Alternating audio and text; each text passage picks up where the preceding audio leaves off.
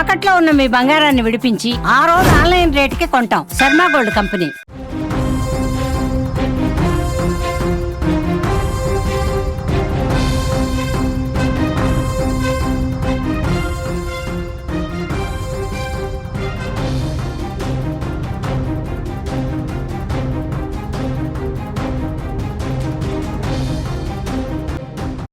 మొదటి దెబ్బకే పాకిస్తాన్ కుప్పకూలిపోయింది.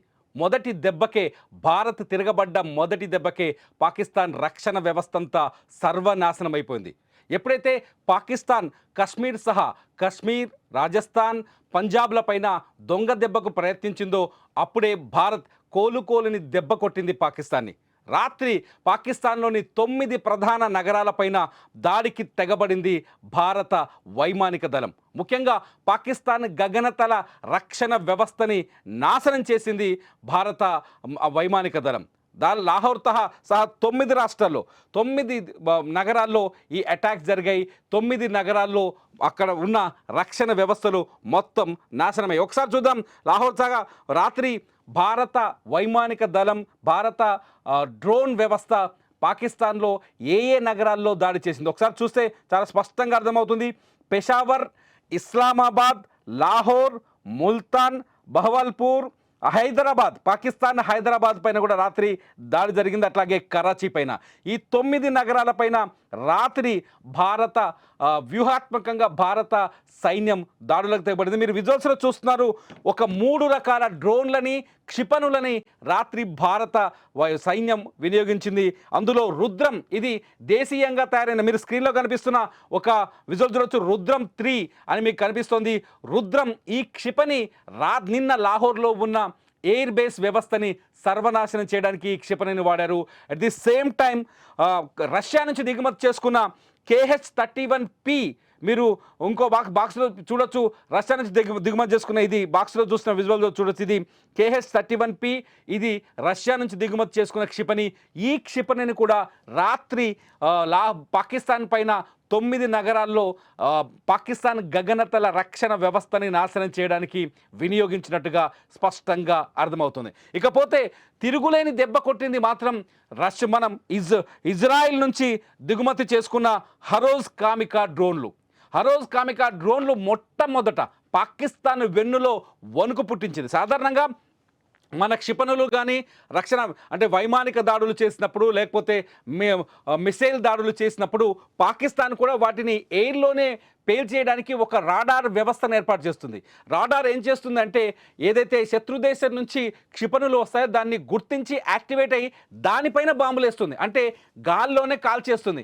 అటువంటి రాడార్ వ్యవస్థల్ని చాలా తెలివిగా ధ్వంసం చేసింది భారత సైన్యం. మామూలుగా కాదు. పాకిస్తాన్కి ఏదైతే రాడార్ వ్యవస్థ గగనతలంలో అంటే ఆకాశంలో రక్షణ వ్యవస్థగా ఉంటుందో ఆ రక్షణ వ్యవస్థని పూర్తిగా నాశనం చేసింది. ఇలా పూర్తిగా నాశనం చేయడంలో కీలకంగా పనిచేసింది ఏంటంటే హరోజ్ కామికా డ్రోన్లు. ఇప్పుడు మీ స్క్రీన్లో కనిపిస్తున్న ఈ విజువలే, ఇది హరోజ్ కామికా డ్రోన్లు. ఇది ఇజ్రాయెల్ నుంచి దిగుమతి చేసుకుంది భారత్. ఈ హరోజ్ కామికా డ్రోన్లు ఆకాశంలో పక్షుల్లా విహరిస్తాయన్నమాట. పక్షుల్లా విహరించి ఆ ఏదైతే టార్గెట్ ఉంటుందో సడన్గా ఆ టార్గెట్ పైన అటాక్ చేస్తాయి. ఇవే హరోజ్ కామికా డ్రోన్స్ ప్రత్యేకత. ఈ డ్రోన్లను వినియోగించి రాత్రి పాకిస్తాన్లోని 9 నగరాల్లో విధ్వంసం సృష్టించింది భారత సైన్యం. ఆ 9 నగరాల పేర్లు ఇంతకుముందే నేను చదివాను. దీన్ని సాధారణంగా suppression of enemy air defence, SEAD అంటారు. ఈ అటాక్కి suppression of enemy air defence అనే పేరు ఒకటి ఉంది.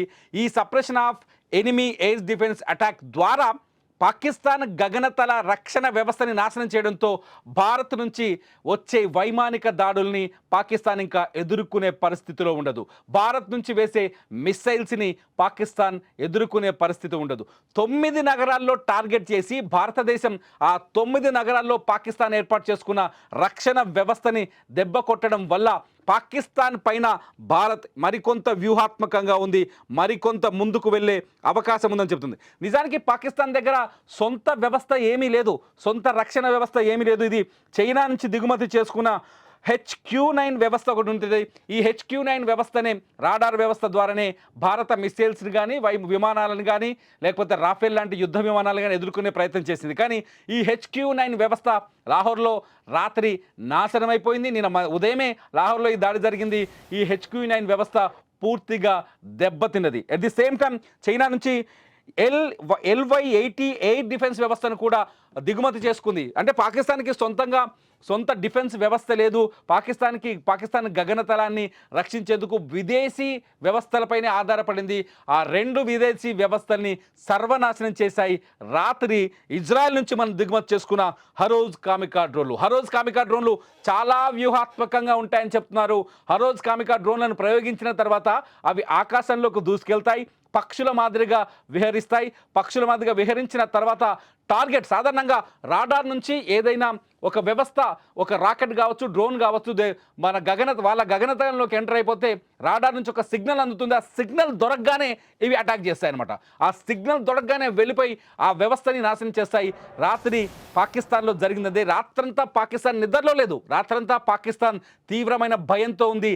పాకిస్తాన్ సామాన్య ప్రజలు బతుకుతామా చనిపోతామనే భయంతో ఉన్నారు.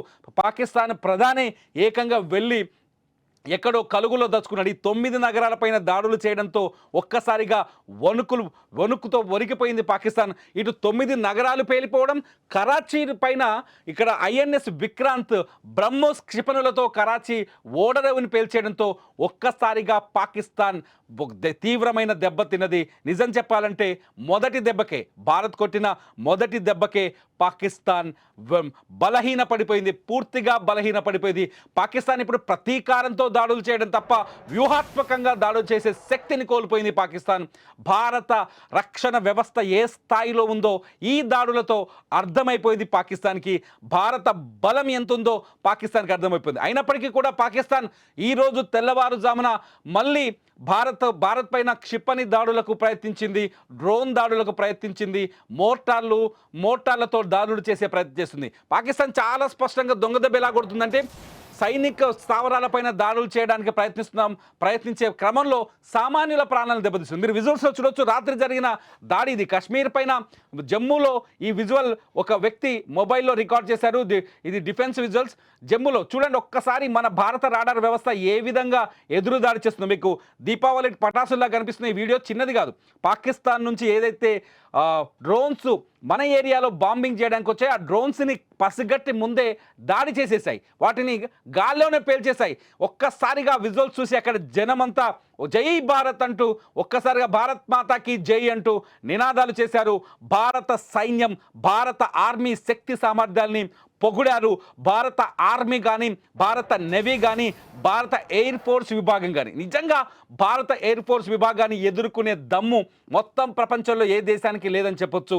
అది at the same time Bharat పైన దాడి చేస్తే తిప్పికొట్టే శక్తి భారత్కు ఉన్నంతగా ప్రపంచంలో ఏ దేశానికి లేదనే విషయం రాత్రి జమ్మూ కాశ్మీర్ అటాక్తో అర్థమైపోయింది.